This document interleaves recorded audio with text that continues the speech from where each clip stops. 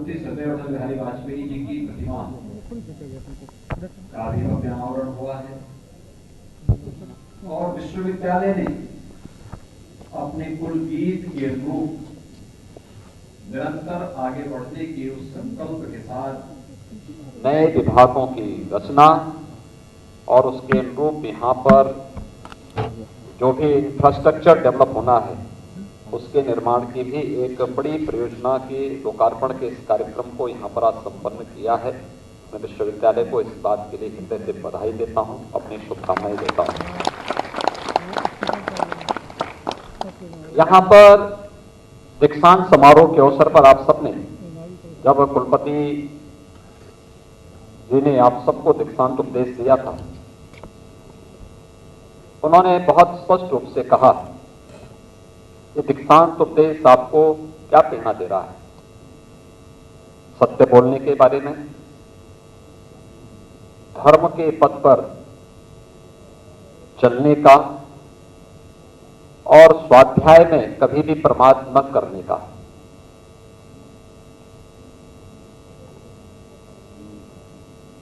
कुशल कार्य में प्रमाद न करने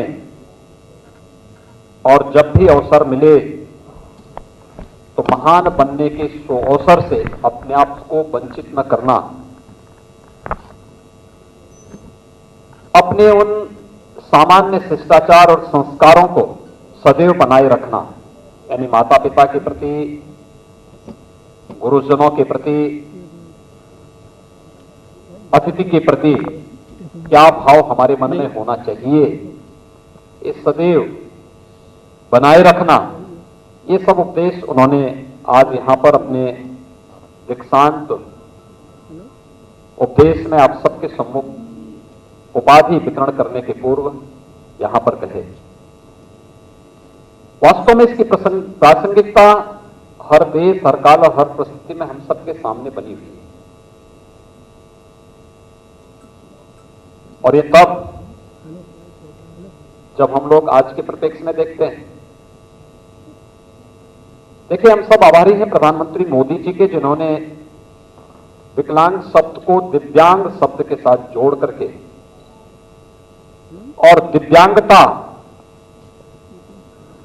यानी हम सबके अंदर एक दिव्य शक्ति है, जिस दिव्य शक्ति का एहसास इस समाज को होना चाहिए। और जब भी उचित अवसर किसी व्यक्ति को प्राप्त हुआ है, उसने अपनी दिव्य शक्ति का लोक कल्याण के लिए, राष्ट्र कल्याण के लिए पूरा अवसर हमें दिया। इसलिए मैं प्रधानमंत्री मोदी जी को विकलांग शब्द के स्थान पर दिव्यांग शब्द देना और इसके माध्यम से दिव्यांग जनों को आगे बढ़ने के लिए प्रेरित करने के लिए हृदय से आभार व्यक्त करता हूं, उनका अभिनंदन करता हूं। भाइयों बहनों, कोरोना कालखंड के दौरान मैं देख रहा था, दुनिया की इस सदी की सबसे बड़ी आपदा से हम जूझ रहे थे और उस दौरान एक बार ये भी बात आई थी कि आखिर अलग अलग तबके के लिए शासन के अलग अलग कार्यक्रम चल रहे हैं, तो दिव्यांग जनों के लिए क्या हो रहा है। एक साथ 10,68,000 के आसपास दिव्यांग जनों को शासन ने एक मुफ्त पेंशन देने के अलावा कोरोना कालखंड के दौरान उन्हें 1,000 रुपए की धनराशि भी उनके अकाउंट में डीबीटी के माध्यम से देने का कार्य किया। दिव्यांग जनों के कल्याण के लिए शासकीय सेवाओं में जो पहले उनकी कैटेगरी कम थी, उसको बढ़ाने का प्रयास भी प्रधानमंत्री मोदी जी ने किया। और आज जो राष्ट्रीय शिक्षा नीति आ रही है, इस राष्ट्रीय शिक्षा नीति के साथ जब हम जुड़ते हैं तो इस राष्ट्रीय शिक्षा नीति जो हमारी स्वदेशी आत्मनिर्भरता और स्वावलंबन पर आधारित है, अगर आप देखें तो हमारी वर्तमान जो सदी चल रही है, इस सदी के जो सबसे बड़ी बात है, इस सदी ज्ञान आधारित अर्थव्यवस्था की सदी के रूप में जानी जाएगी। और ज्ञान आधारित इस अर्थव्यवस्था के लिए जानी जाने वाली सदी में 3 प्रमुख बातें बहुत मायने रखेंगी।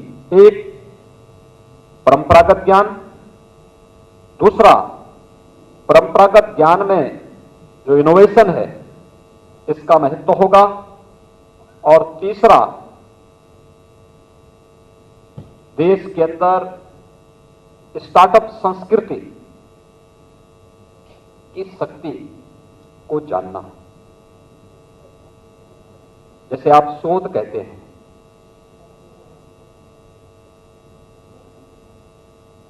हम लोग अक्सर क्या देखते थे,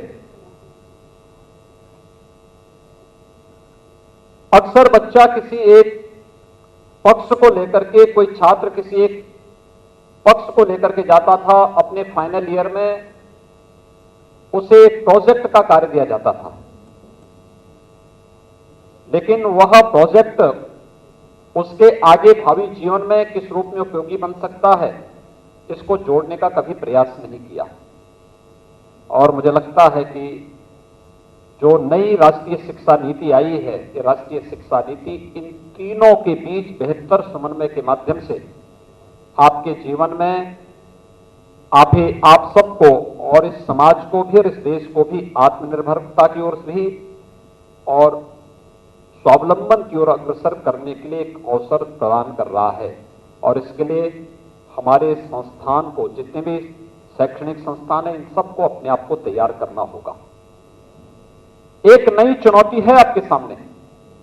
आपने कोरोना से सफलतापूर्वक उभरने के उपरांत राष्ट्रीय शिक्षा नीति को लेकर के विश्वविद्यालय स्तर पर एक कमेटी का गठन करना, उसके एक पक्ष के बारे में कार्य करना और फिर उसके सफलतम क्रियान्वयन के पक्ष को भी आगे बढ़ाने का कार्य करना। और अगर आप इस दिशा में प्रयास कर सकेंगे तो सचमुच आपको अपने भावी जीवन में ज्ञान के पीछे का जो उद्देश्य है, उस उद्देश्य को केवल सैद्धांतिक पक्ष तक सीमित न रख करके उसका व्यवहारिक पक्ष भी आप सबके सामने दिखाई देगा। जब डॉक्टर शकुंतला मिश्रा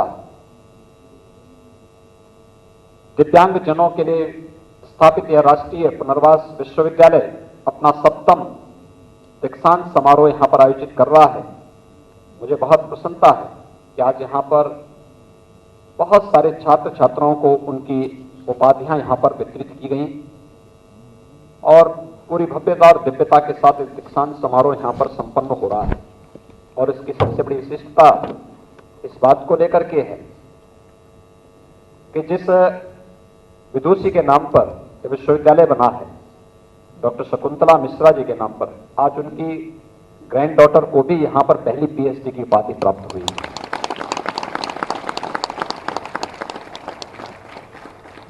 यही तो जीवन की उपलब्धि है। डॉक्टर शकुंतला मिश्रा जी की आत्मा को असीम शांति की अनुभूति हो रही होगी कि उनके नाम से बने विश्वविद्यालय में पहली पीएचडी की डिग्री उनकी ग्रैंड डॉटर ने अर्जित की है। और ये मुझे लगता है कि भारत की ज्ञान की प्रवाह की परंपरा को हम सबको गौरवशाली बनाने की ओर अग्रसर करता है। मैं आज के इस अवसर पर उपाधि धारण करने वाले सभी जितने भी इस विश्वविद्यालय के छात्र छात्राएं हैं, इन सबको मैं इस अवसर पर हृदय से बधाई देता हूं। उनके परिवार के सदस्यों को, उनके आचार्यों को और पूरे विश्वविद्यालय परिवार को भी हृदय से बधाई देते हुए अपनी शुभकामनाएं देता हूं और विश्वास व्यक्त करता हूं कि विश्वविद्यालय उन सभी भावनाओं को जो एक अभिभावक की है, एक छात्र छात्रा की है, जो समाज की है, उन सभी भावनाओं का प्रतिनिधित्व करते हुए विकास, नवाचार और स्टार्टअप की इस नई संस्कृति को, भारत की परंपरागत ज्ञान की संस्कृति को एक नई ऊंचाइयों तक पहुंचाने के लिए निरंतर कार्य करेगा। आप सबके प्रति मेरी शुभकामनाएं। धन्यवाद। जय हिंद।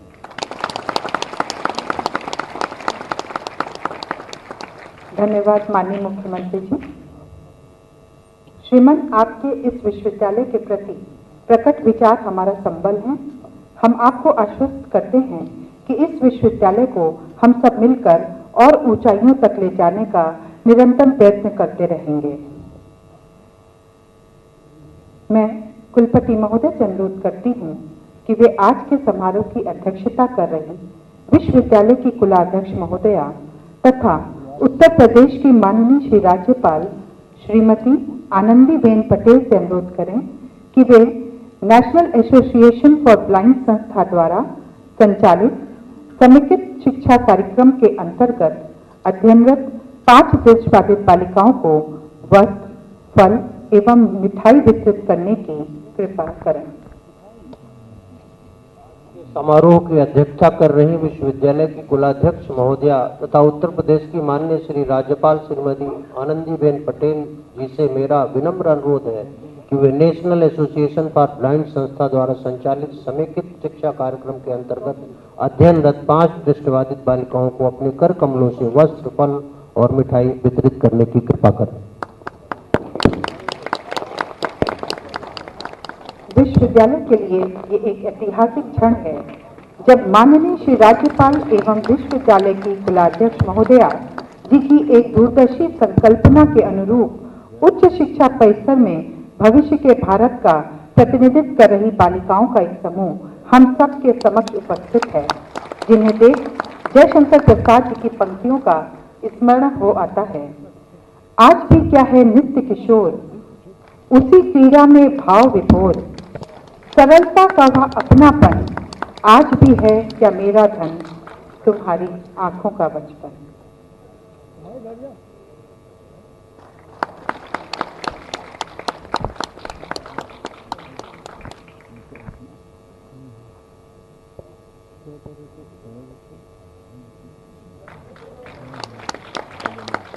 धन्यवाद।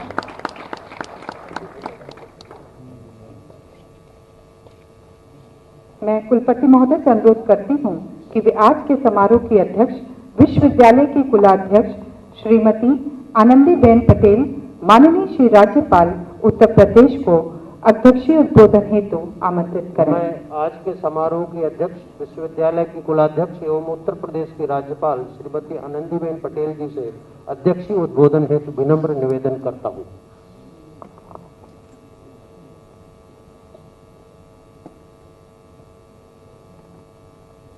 उत्तर प्रदेश के यशस्वी मुख्यमंत्री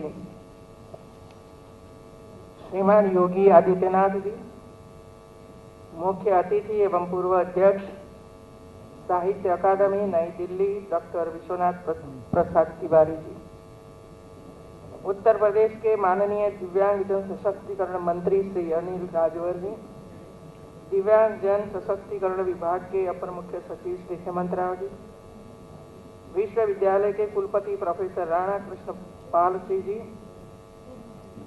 कुल सचिव श्री अमित कुमार सिंह जी, सामान्य परिषद, कार्य परिषद एवं विद्या परिषद के सभी सदस्यगण, विश्वविद्यालय के सभी शिक्षकगण, अधिकारी एवं कर्मचारीगण, समस्त छात्र छात्राएं, आमंत्रित सभी महानुभाव, उपस्थित सभी अभिभावक, समावेशी शिक्षा के माध्यम से दिव्यांगजनों के सशक्तिकरण एवं उनको मुख्य धारा से जोड़ने का समर्पित डॉक्टर शकुंतला मिश्रा राष्ट्रीय पुनर्वास विश्वविद्यालय लखनऊ के 7th दीक्षांत समारोह के इन गौरवशाली क्षणों में आप सबके बीच उपस्थित होकर मुझे अति प्रसन्नता की अनुभूति हो रही है। इस विश्वविद्यालय के कुलाध्यक्ष होने के नाते मेरे लिए इस विलक्षण क्षण का महत्व कुछ और अधिक ही है, क्योंकि विभिन्न पाठ्यक्रमों में अध्ययन के उपरांत अन्य विद्यार्थियों संग दिव्यांग विद्यार्थियों को उपाधि एवं विभिन्न पदों से अलंकृत किया जा रहा है। दीक्षांत समारोह के ये ऐतिहासिक पल विद्यार्थियों के साथ ही विश्वविद्यालय परिसर को सदैव स्मरणीय रहेगा। पूर्व प्रधानमंत्री एवं भारत रत्न श्री अटल बिहारी वाजपेयी जी की प्रतिमा का अनावरण एवं उनकी कविता पर आधारित दीपिका का आज उद्घाटन भी हुआ है। मुझे विश्वास है कि अटल बिहारी वाजपेयी जी की यह प्रतिमा हमारे विद्यार्थियों को सदैव आगे बढ़ने एवं देश प्रेम की प्रेरणा देती रहेगी। श्रद्धेय अटल जी का विशाल व्यक्तित्व हम सभी के लिए सदैव प्रेरणा का स्रोत बना रहा है। उनकी ओजस्वी काव्य रचनाएं हमारी अमूल्य धरोहर है। माननीय प्रधानमंत्री श्री द्वारा नई राष्ट्रीय नीति हमारे सामने रखी गई है। मैं थोड़ी सी बातें नई शिक्षा नीति के बारे में करना चाहती हूँ। जैसा कि हम जानते हैं कि किसी भी समाज और राष्ट्र का उन्नत विकास और भविष्य उनकी उत्कृष्ट शिक्षा व्यवस्था, शिक्षा प्रणाली एवं गुणवत्ता पर निर्भर करता है। अतः देश के उज्जवल भविष्य के संजोए गए सपनों को साकार करने के उद्देश्य से अनेकानेक विचार विमर्श उपरांत नई राष्ट्र नीति 2020 के रूप में शिक्षा के नवीन रूप का आविर्भाव किया गया। नई शिक्षा नीति में स्कूल कॉलेज के सभी स्तरों पर सबकी एक समान पहुंच सुनिश्चित करने पर जोर दिया गया है। स्कूल कॉलेज छोड़ चुके बच्चों को फिर से मुख्य धारा में शामिल करने के लिए स्कूल कॉलेज के बुनियादी ढांचे का विकास और नवीन शिक्षा केंद्र की स्थापना प्रस्तावित है। नए पाठ्यक्रमों और शैक्षणिक संरचना के साथ प्रारंभिक शिक्षा पर ध्यान देते हुए स्कूल अभ्यासक्रम के 10+2 ढांचे की बजाय 5+3+3+4 के नए पाठ्यक्रम की संरचना लागू की है। हालांकि इसे इंफ्रास्ट्रक्चर एवं शिक्षकों के विभाजन की समस्या के लिए इस पर गंभीरता से विचार करना होगा।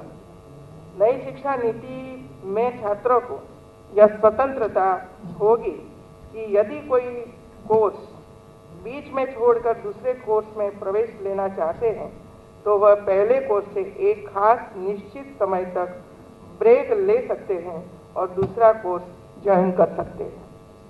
उसके उपरांत राष्ट्रीय शिक्षा नीति 2020 के अंतर्गत स्नातक स्तर के पाठ्यक्रमों में महत्वपूर्ण सुधार multi entry and exit system के रूप में दाखिल किया है। इसके अंतर्गत 3 या 4 वर्षीय स्नातक कार्यक्रम में छात्र जिस स्तर पर पाठ्यक्रम को छोड़ दें उन्हें उसी के अनुरूप डिग्री, डिप्लोमा या प्रमाण पत्र प्रदान किया जाएगा। हालांकि ऐसे पाठ्यक्रमों में इस प्रकार महत्वपूर्ण सुधार करना होगा जो कि एक बड़ी चुनौती है और वे विश्वविद्यालय को ही सोचना पड़ेगा, मंथन करना पड़ेगा।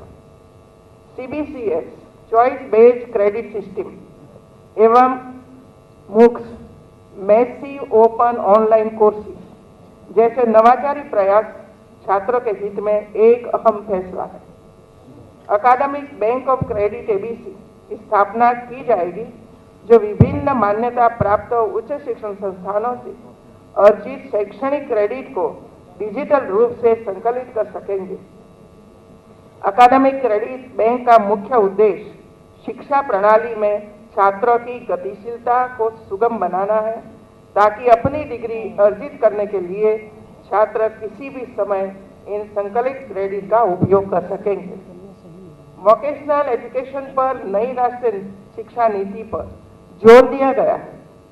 जर्मनी में ड्यूअल ट्रैक व्यावसायिक प्रशिक्षण कार्यक्रम वोकेशनल ट्रेनिंग प्रोग्राम से देश में प्रति वर्ष 5 लाख स्किल्ड प्रोफेशनल्स तैयार किए होते।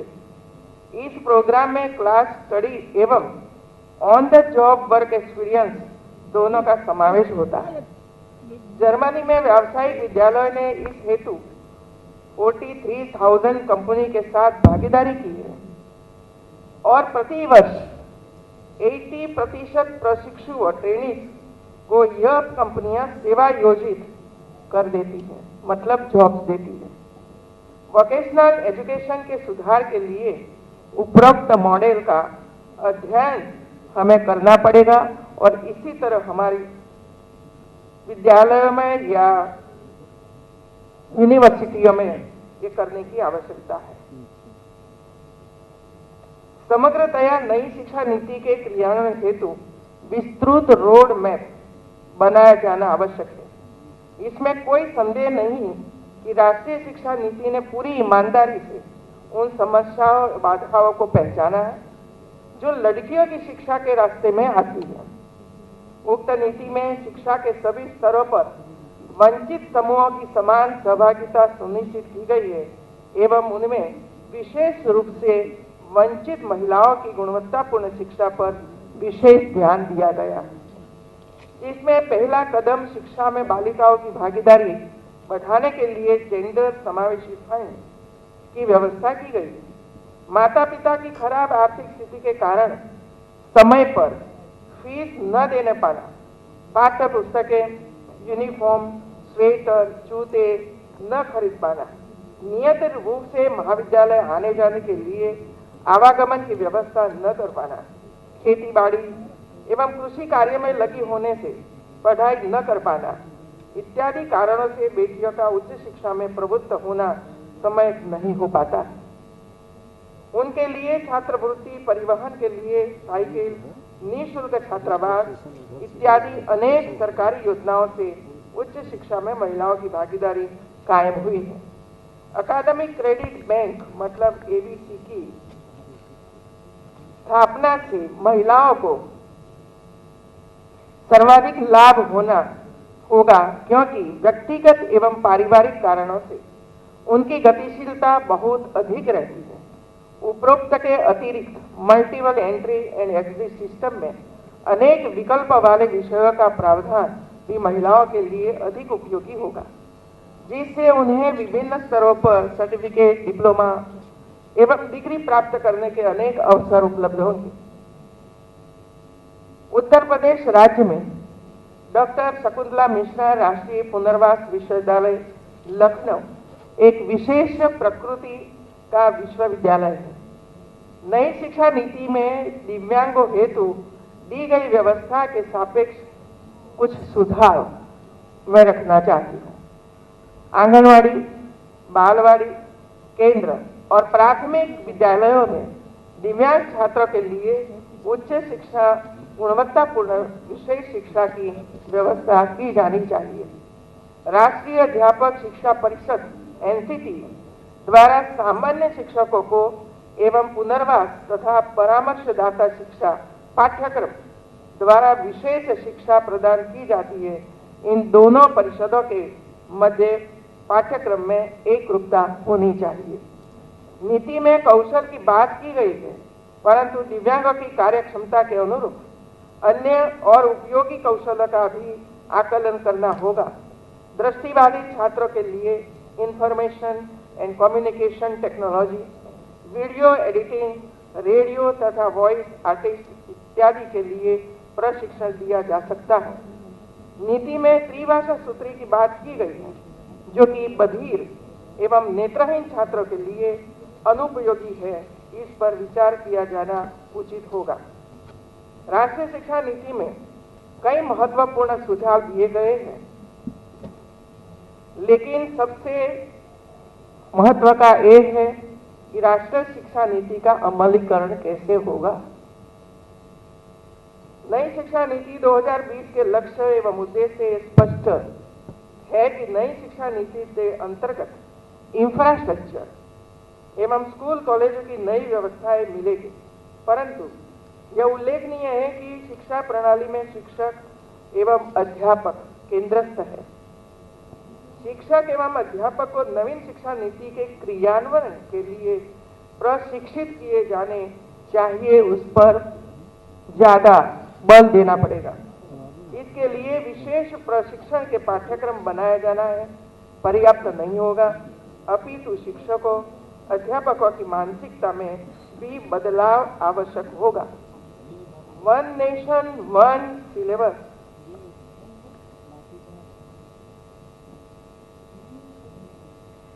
की भावना संदर्भ में समग्र भारतवर्ष में शिक्षकों को तैयार करने की अत्यंत आवश्यकता है। इसी तरह राष्ट्रीय शिक्षा नीति में प्रथम 5 वर्ष में 3 वर्ष आंगनवाड़ी एवं कक्षा 1 एवं 2 सम्मिलित है। नीति के सुचारू क्रियान्वयन के लिए आंगनवाड़ी कार्यकर्ता एवं शिक्षकों को विशेष प्रशिक्षण देना होगा। आंगनवाड़ी में क्या क्या प्रवृत्ति करनी होगी इत्यादि के संबंध में विशेष सामग्री, लर्निंग मटेरियल भी तैयार करना होगा।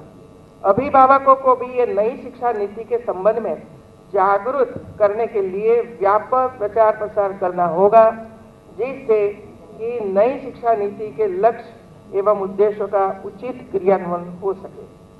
उत्तर प्रदेश एवं मध्य प्रदेश राज्य में नई शिक्षा नीति के क्रियान्वयन के लिए प्राथमिक शिक्षा विभाग, उच्च शिक्षा विभाग, व्यावसायिक शिक्षा विभाग, कृषि विभाग, चिकित्सा शिक्षा विभाग, प्राविधिक शिक्षा विभाग द्वारा राष्ट्रीय शिक्षा नीति 2020 के विविध आयामों का प्रदेश के विशेष संदर्भ में गंभीरता से मंथन किया जा रहा है। वर्तमान राष्ट्रीय एवं अंतर्राष्ट्रीय दृष्टिकोण के अंतर्गत विद्यार्थियों के चतुर्दिक विकास एवं रोजगार परक शिक्षा प्रदान किए जाने की दिशा में प्रदेश सरकार द्वारा लब्ध प्रतिष्ठित संस्थानों विद्वानों से इस पर निरंतर विचार विमर्श किया जा रहा है। हमारी सभी यूनिवर्सिटियों को इस दिशा में काफी काम करने पड़ेगा और सबसे ज्यादा टेक्निकल का उपयोग करना पड़ेगा, क्योंकि 60% ऑनलाइन अध्यापन पठन पाठन होगा मित्रों, और 40% अध्यापक पढ़ाएंगे। तो अभी से इस दिशा में हम प्रयास नहीं करेंगे तो 2021-22 में नए कोर्स अमल में आएंगे। दूसरा, जो कोर्स हमारे सामने आज है इसमें भी काफी बदलाव करना पड़ेगा। आने वाले 25 साल में देश को क्या चाहिए,